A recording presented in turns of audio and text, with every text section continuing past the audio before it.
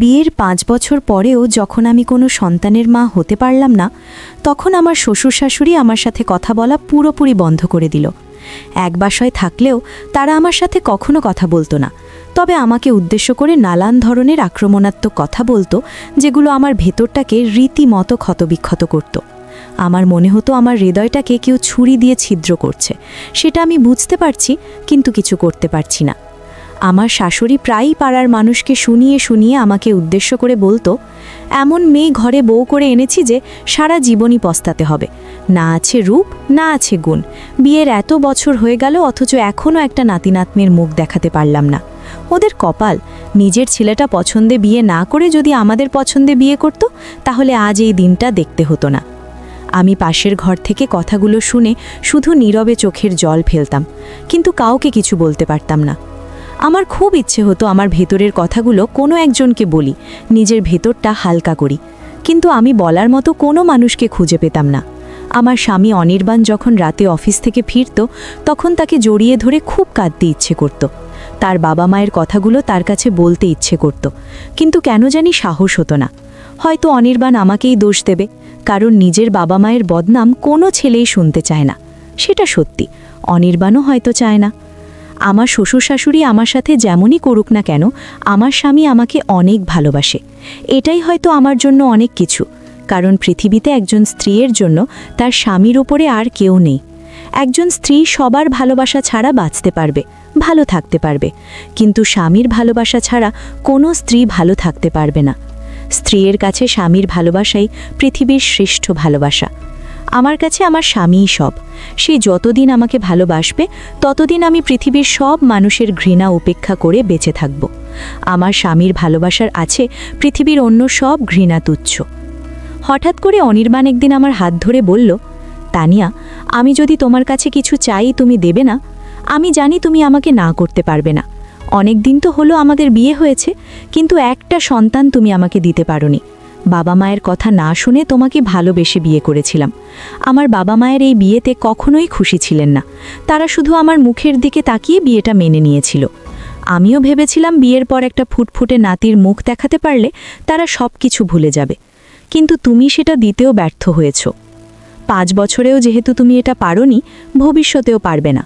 আমাদের এত টাকা পয়সা তুমি জমা, এসব ভবিষ্যতে কার জন্য? আমাদের তো প্রজন্ম রক্ষা করতে হবে, কিন্তু তুমি তো আমাকে একটা সন্তান দিতে পারলে না। তাই আমি সিদ্ধান্ত নিয়েছি আর একটা বিয়ে করব। আমার বংশ রক্ষা করতে হবে। আশা করি তুমি আমাকে বাধা দেবে না। আমি চাই তুমি খুশি মনে আমার দ্বিতীয় বিয়েটা মেনে নেবে। অনির্বাণ যখন কথাগুলো আমার হাত ধরে বলল, তখন আমার নিজেকে পৃথিবীর সবচেয়ে অসহায় মানুষ মনে হচ্ছিল। যে মানুষটাকে তার স্বামী এখন আর ভালোবাসে না, ভাবতেও অবাক লাগছে। এই মানুষটাই একদিন আমাকে নিয়ে পাড়ি দেওয়ার স্বপ্ন দেখত, আমার সব আবদার পূরণ করত। বিয়ের আগে আমাদের 3 বছরের সম্পর্ক ছিল। এই 3 বছরে আমি অনির্বাণের কাছে যখন যা চেয়েছি তাই পেয়েছি। একসময় মনে হতো আমি যদি তার কাছে আকাশের চাঁদটাও চাই, তাহলে সেটা সে আমাকে এনে দেবে। আমার মনে হতো আমি খুব বেশি ভাগ্যবান যে এমন একজন মানুষের সাথে আমি আমার বাকি জীবনটা কাটাতে পারবো। বিয়ের পরেও তো অনির্বাণ আমার সব কথা রাখত। বাবা মায়ের অবাধ্য হয়ে আমাকে বিয়ে করেছিল, তাহলে আমি আজ মা হতে পারিনি বলে অনির্বাণ এমন করছে? আমি সাহস করে অনির্বাণহি বললাম, আমি যতদূর জানি সন্তান জন্ম দেওয়ার ক্ষেত্রে মেয়েদের কোনো হাত নেই। বাচ্চা ছেলে হবে নাকি মেয়ে হবে, এটা যেমন একজন পুরুষ ঠিক করে, তেমনি সন্তান না হওয়ার জন্য স্বামী দায়ী। এর জন্য কোনো স্ত্রী দায়ী না। আমি আমার স্বামীকে অন্য কোনো মেয়ের সাথে কখনো কল্পনা করতে পারবো না। তাই অনির্বাণকে আমি দ্বিতীয় বিয়ে করতে দিতে চাইনি, সেজন্য তাকে কথাগুলো বলি। কিন্তু অনির্বাণ এই কথার পরিপ্রেক্ষিতে আমার সাথে এতটা খারাপ ব্যবহার করবে আমি তা ধারণাই করিনি। অনির্বাণ আমার কথাগুলো শুনে বলল, তার মানে আমার সন্তান জন্ম দেওয়ার ক্ষমতা নেই? আমি পুরুষ না? তাহলে তোকে যে আমি এতদিন ধরে শারীরিক সুখ দিয়ে এসেছি, এটা কি করে দিয়েছি? তোকে আমার বিয়ে করাটাই উচিত হয়নি। ভেবেছিলাম তুই আমার কথা ভাববি, আমার বাবা মায়ের কথা ভাববি, আমাদের ভবিষ্যৎ প্রজন্মের কথা ভেবে আমার বিয়েতে তুই মত দিবি। কিন্তু তুই উল্টে আমাকেই দোষ দিচ্ছিস। আমার কারণে নাকি তুই মা হতে পারছিস না? তাহলে যা, অন্য কারোর কাছে গিয়ে সন্তান জন্ম দে। আমার কাছে থাকছিস কেন? তুই আমাকে মুক্তি দে। আমার তোকে এখন আর সইতে পারে না। তোর জন্য আমার বাবা মায়ের কাছে আমি অকৃতজ্ঞ সন্তান হয়েছি। তুই আমার জীবনটাকে নরক বানিয়ে দিয়েছিস। আমি কথাগুলো ওভাবে বলিনি, আমি শুধু তোমাকে বোঝাতে চেয়েছিলাম এখানে আমাদের কোনো দোষ নেই, আর একজন স্ত্রী কখনো তার স্বামীকে দ্বিতীয় বিয়ে করানোর মতো দুঃসাহস করতে পারবে না, আমিও পারবো না। তুই যেভাবেই বলিস না কেন, আমি আর একটা বিয়ে করব। তোর যদি আমার কাছে থাকতে মন চায় থাকবি, মন না চাইলে চলে যাবি, আমার কাছ থেকে সরে যা। তুই কথাগুলো বলতেই অনির্বাণ আমার হাতটা ছেড়ে দিয়ে আমাকে ধাক্কা দিয়ে ফেলে চলে গেল, অথচ সে একদিন আমাকে কথা দিয়েছিল আমার হাতটা সারা জীবন শক্ত করে ধরে রাখবে, যত ঝড় ঝাপটাই আসুক না কেন সে আমার হাত ছাড়বে না। কিন্তু আজ ছেড়ে দিল। আমি যে পড়ে গিয়ে ব্যথা পেয়েছি সেদিকে অনির্বাণের কোনো খেয়ালই নেই। অনির্বাণ বিছানার একপাশে জড়ো-সড়ো হয়ে ঘুমাচ্ছে, আমি তার পাশে বসে কাঁদছি। আমি আজ খুব করে বুঝতে পারছি আমার স্বামী নামক ভালোবাসার মানুষটা আমার বৃত্তের বাইরে চলে গেছে। আমি চাইলেও তাকে আমার বৃত্তের মায়ায় আটকে রাখতে পারবো না। সে এখন নতুন বৃত্তের সন্ধানে। তবে আমি তাকে ছেড়ে দেব, কারণ আমি তাকে কখনো অন্য মেয়ের সাথে দেখতে পারবো না। এর জন্য যদি আমাকে তাকে ডিভোর্স দিতেও হয় তবুও আমি পিছাবো না। আমি চাই মানুষটা সুখে থাকুক। অনির্বাণ কাল বিয়ে করেছে, এই বিয়েটা তার বাবা মায়ের ইচ্ছেতেই করছে। সবাই খুব খুশি বিয়েটা হচ্ছে বলে। তাদের ঘরে নতুন অতিথি আসবে, তাদের বংশের প্রদীপ রক্ষা করবে। তবে সবাই খুশি হলেও আমি খুশি হতে পারিনি। আমি কখনো ভাবিনি আমার জীবনে এমন একটা দিন আসবে যে নিজের স্বামীর বিয়ে নিজের চোখে দেখতে হবে। এটা আমি কোনোদিন পারবো না। তাই আজ অনির্বাণকে আমি ডিভোর্স দিচ্ছি। তার সাথে সব সম্পর্কের অবসান ঘটিয়ে চলে যাব দূর অজানায়। অনির্বাণ যখন ডিভোর্স পেপারে সাইন করছিল তখন তার চোখে মুখে আমি এক প্রকার আনন্দ দেখেছিলাম। আমি বুঝতে পেরেছিলাম সে আমাকে ডিভোর্স দিতে পেরে অনেক খুশি। সে তার নতুন বউকে নিয়ে খুব ভালোভাবেই হয়তো বেঁচে থাকবে। আমি যখন ডিভোর্স পেপারটার উপর সাইন করলাম তখন নিজের অজান্তেই চোখের এক কোণ থেকে এক ফোঁটা পানি গড়িয়ে পড়ল পেপারটার উপর। ডিভোর্স পেপারটা আমার চোখের জলে ভিজে গেল। অনির্বাণ কি শেষবারের মতো আমার চোখের পানিটা দেখেছিল? অনির্বাণের সাথে আমার 5 বছরের সংসারটা ভেঙে চুরমার হয়ে গেল শুধুমাত্র একটা বাচ্চার জন্য। অথচ সে চাইলেই আমাদের সংসারটা টিকিয়ে রাখতে পারত। বাচ্চা দত্তক নিতে পারত, কিংবা অন্য কোনো উপায় নিতে পারত, যদি সে চাইতো। কিন্তু সে তার নিজের রক্তের কাউকে চায়। তাই হয়তো আমাদের ডিভোর্সের সময় তার চোখে কোনো জল আসেনি। খুশি মনে সে ডিভোর্স পেপারটাতে সাইন করেছে। আমার ভালোবাসা যে কোনো দিন এত সস্তা হয়ে যাবে কখনো ভাবিনি।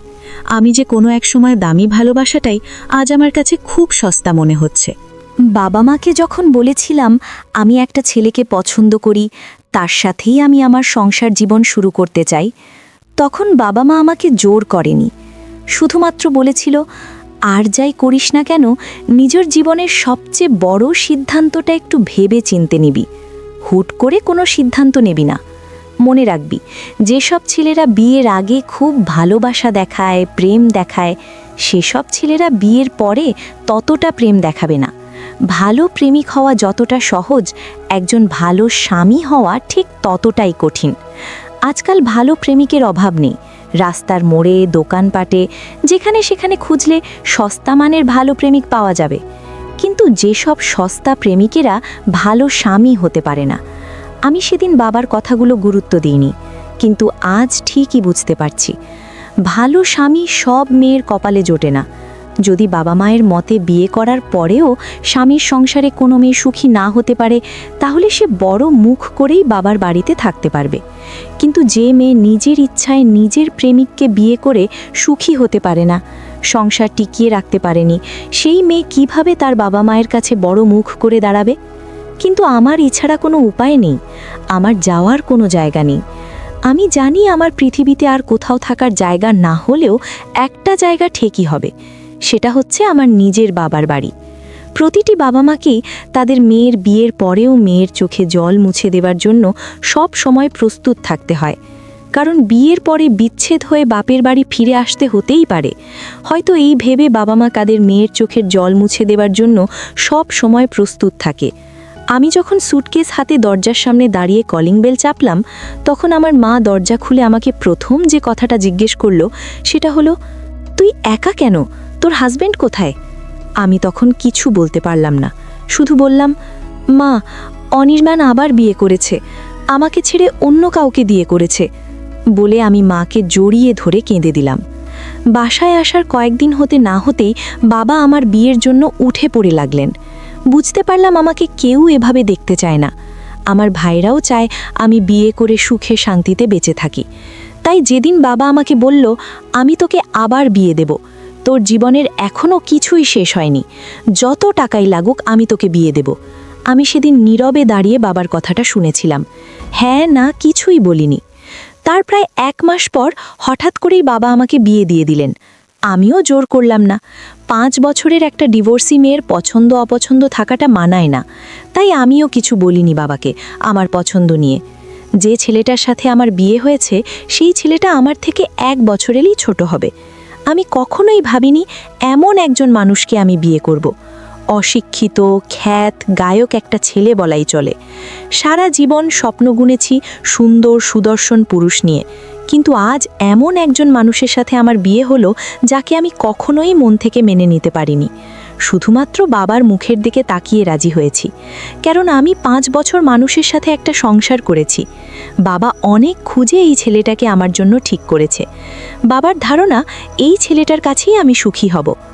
ছেলেটার কেউ নেই, বাবা মা অনেক আগেই মারা গিয়েছে, সেজন্য লেখাপড়া খুব বেশি দূর করতে পারেননি। আমি বাসর ঘরে বউ সেজে বসে আছি। এ নিয়ে দ্বিতীয়বারের মতো বউ সেজেছি, তাই খুব একটা অস্বস্তি হচ্ছে না আমার। এটা আমার দ্বিতীয় বাসর রাত।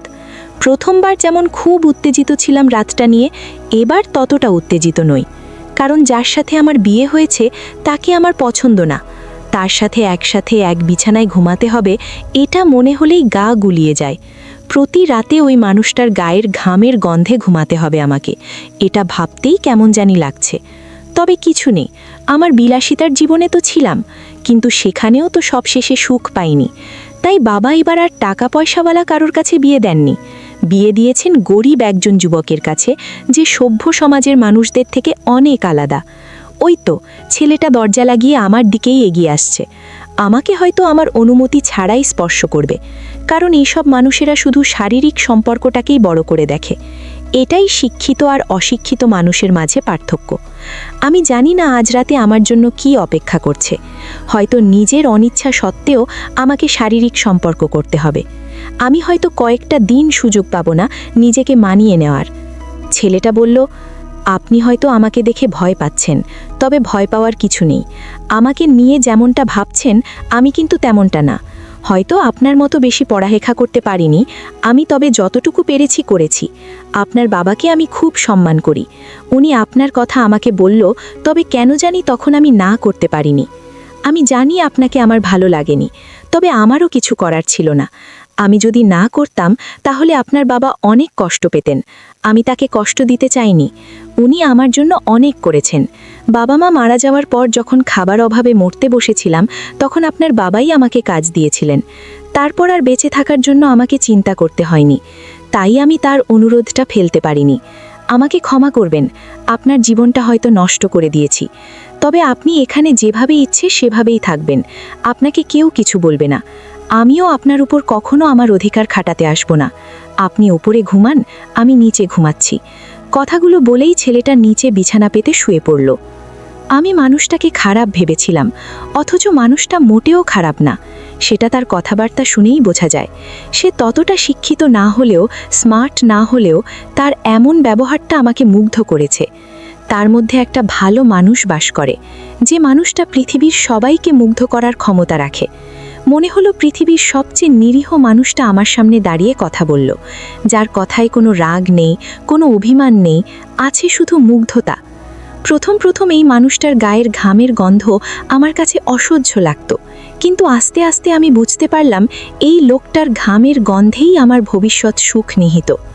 5 বছর ডিভোর্সি একটা মেয়ে এত ভালো মনের একটা মানুষকে নিজের স্বামী হিসেবে পাবে, এটা কেউ কল্পনাও করতে পারে না, কিন্তু আমি পেরেছি।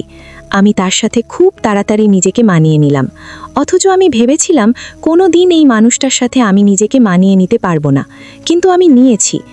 মানুষটা অন্য সব মানুষের মতো অত স্মার্ট না, সুন্দর না, শিক্ষিত না, তবে তার ভিতরটা যেন সবার থেকেও সুন্দর।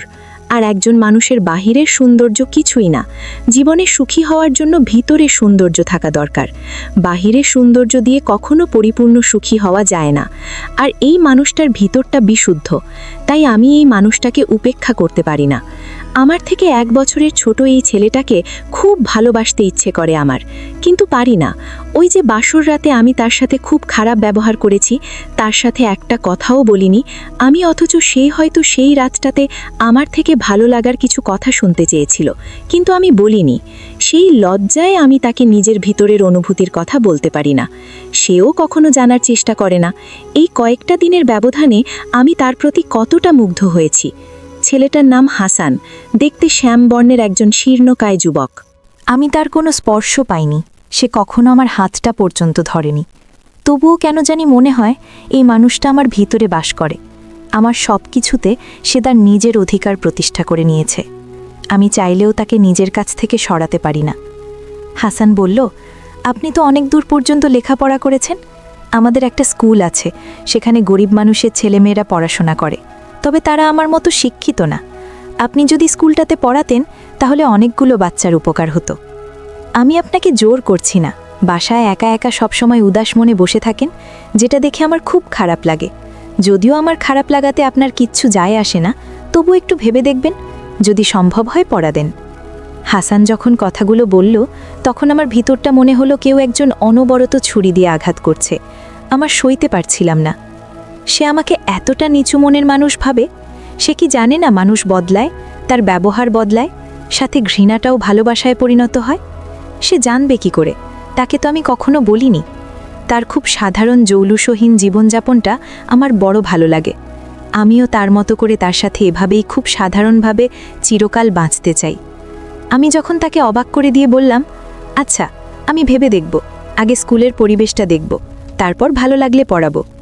আমার কথাটা শুনে হাসান কিছুটা হকচকিয়ে গেল। সে হয়তো ভাবেইনি আমি বিষয়টা এত সহজভাবে নেব।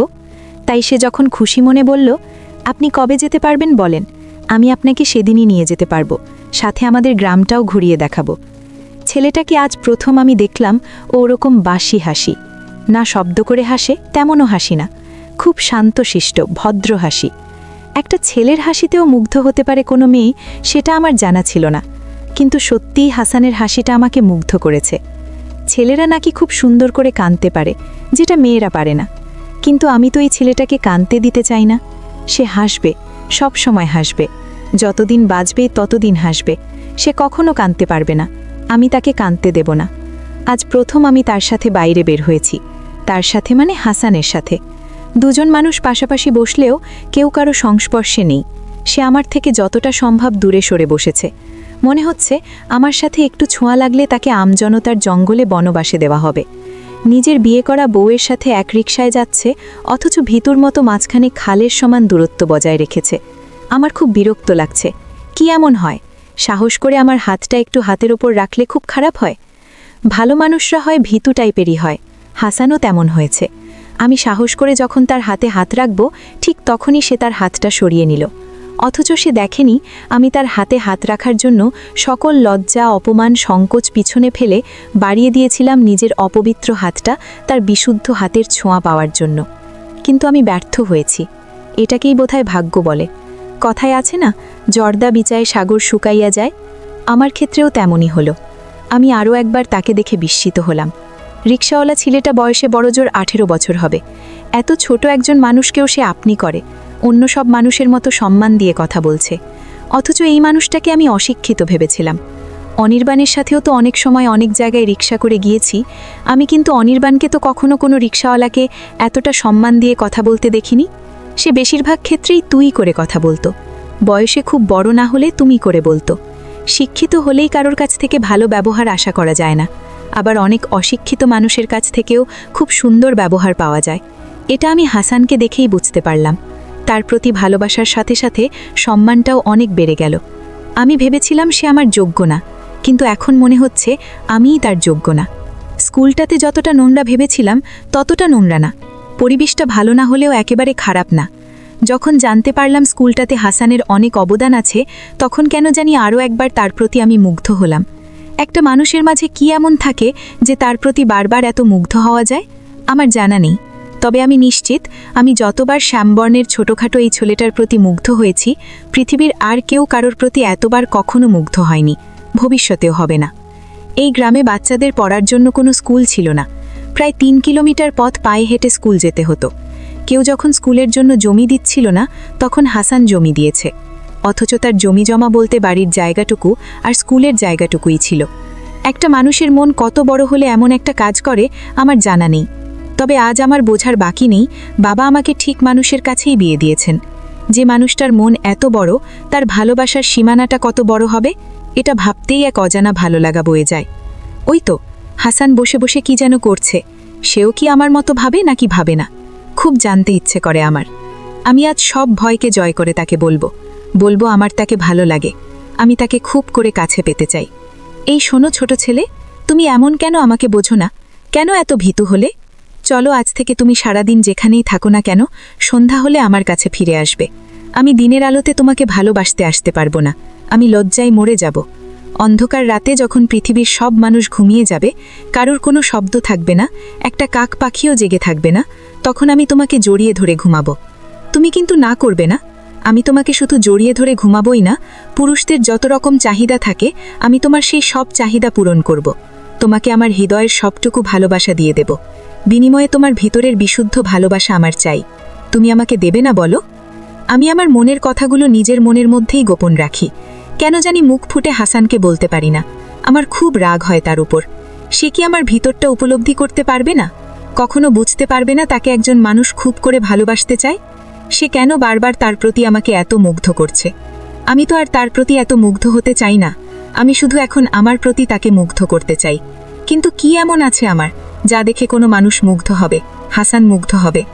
আমার সব কিছুই তো আমি নষ্ট করে ফেলেছি, তাকে মুগ্ধতা উপহার দেওয়ার মতো কিছুই অবশিষ্ট নেই আমার। তবুও তাকে আমি এমন কিছু দিতে চাই যেটা দেখে সে মুগ্ধ হবে, সে হাসবে, হাসতে হাসতে একসময় কাঁদবে, তবে সে কান্নাটা হবে সুখের কান্না। আমি তার চোখের জল মুছিয়ে দিয়ে বলবো, তুমি কাঁদছো কেন? তুমি কাঁদলে একজন মানুষের ভিতরটা জ্বলে পুড়ে ছারখার হয়ে যায়, সেটা কি তুমি জানো? তুমি আর কখনো কাঁদবে না, সুখেও না দুঃখেও না। আমি তোমাকে কাঁদতে দেখতে পারি না। বলো তোমার কি চাই?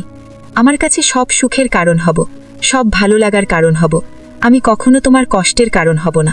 শুধু একবার বলো তোমার কি চাই। অমনি হাসান আমাকে শক্ত করে জড়িয়ে ধরে কাঁদতে শুরু করবে। আমি তার কানে ফিসফিস করে বলবো, এই ছেলে কাঁদছো কেন?